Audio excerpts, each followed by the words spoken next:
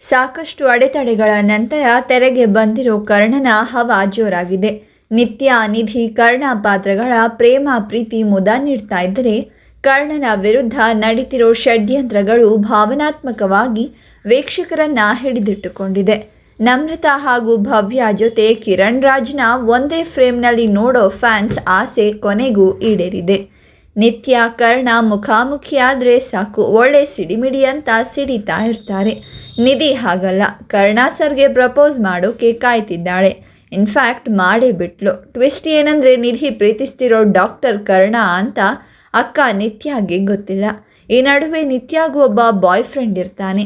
ಅಜ್ಜಿ ಮುಂದೆ ಪ್ರೀತಿ ವಿಚಾರ ಹೇಳಿರೋ ನಿತ್ಯ, ಮದುವೆ 15 ದಿನಗಳಲ್ಲಿ ಆಗಲೇಬೇಕು ಅಂತ ಷರತ್ತು ಹಾಕಿದ್ದಾರೆ ಅಜ್ಜಿ. ಹೀಗಾಗಿ ಕರ್ಣನ ಅಜ್ಜಿ ಮೂಲಕ ಮದುವೆ ಜವಾಬ್ದಾರಿ ಕರ್ಣನವರೆಗೂ ತಲುಪಿದೆ. ಇದಿಷ್ಟು ಸದ್ಯದ ಟ್ರ್ಯಾಕ್.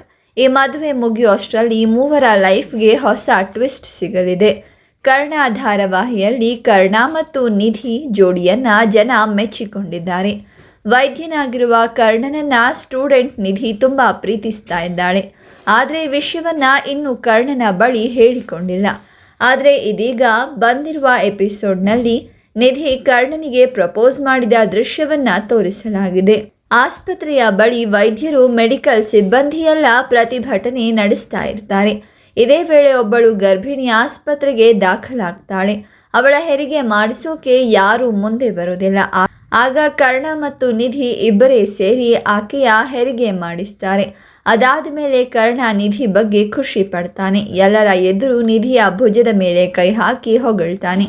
ಇದರಿಂದ ನಿಧಿ ತುಂಬ ಖುಷಿಯಾಗ್ತಾಳೆ. ಕೊನೆಗೆ ನಿಧಿಯನ್ನ ಕರ್ಣನೇ ಬೈಕ್ನಲ್ಲಿ ಡ್ರಾಪ್ ಮಾಡ್ತಾನೆ. ನಿಧಿ ಪ್ರಪೋಸ್ ಮಾಡಿದ್ದೇ ತಡ ಕರ್ಣ ಅವಳಿಗೆ ಬುದ್ಧಿ ಹೇಳ್ತಾನೆ. ಆದರೂ ಕೇಳದ ನಿಧಿ ಅವನಿಗೆ ಪ್ರಪೋಸ್ ಮಾಡಿ ಕೈಗೆ ಹೂಗುಚ್ಛವನ್ನ ಕೊಟ್ಟು ಹೋಗ್ಬಿಡ್ತಾಳೆ. ಇನ್ನೊಂದು ಕಡೆ ನಿಧಿಯ ಹಠಮಾರಿ ಅಕ್ಕ ನಿತ್ಯ ತನ್ನ ಬಾಯ್ ಫ್ರೆಂಡ್ ತೇಜಸ್ ಜೊತೆ ಮದುವೆಗೆ ರೆಡಿ ಆಗ್ತಿದ್ದಾಳೆ.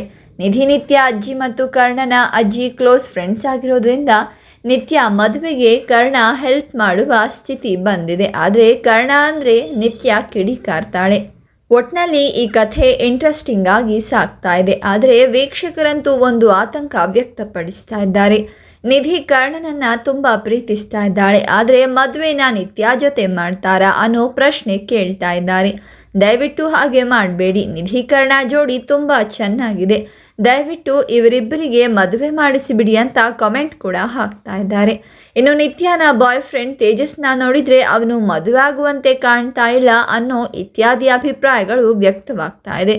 ಈ ಬಗ್ಗೆ ನಿಮ್ಮ ಅನಿಸಿಕೆಗಳನ್ನು ಕಾಮೆಂಟ್ ಮಾಡಿ. ಹಾಗೆ ನಿಮಗೆ ಯಾವ ಜೋಡಿ ಇಷ್ಟ ಅಂತ ಕೂಡ ಕಾಮೆಂಟ್ ಮಾಡಿ. ಹಾಗೆ ವಿಡಿಯೋವನ್ನು ಲೈಕ್ ಮಾಡಿ, ಶೇರ್ ಮಾಡಿ, ನಮ್ಮ ಚಾನಲನ್ನು ಸಬ್ಸ್ಕ್ರೈಬ್ ಮಾಡಿ.